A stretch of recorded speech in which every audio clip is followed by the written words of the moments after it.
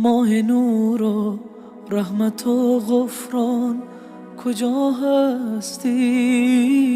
بیا ماه شوق و لذت ایمان کجا هستی؟ بیا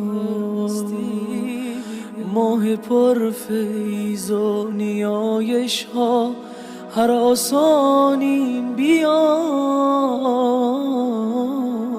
ما همه بر سفرت مهمان کجا هستی؟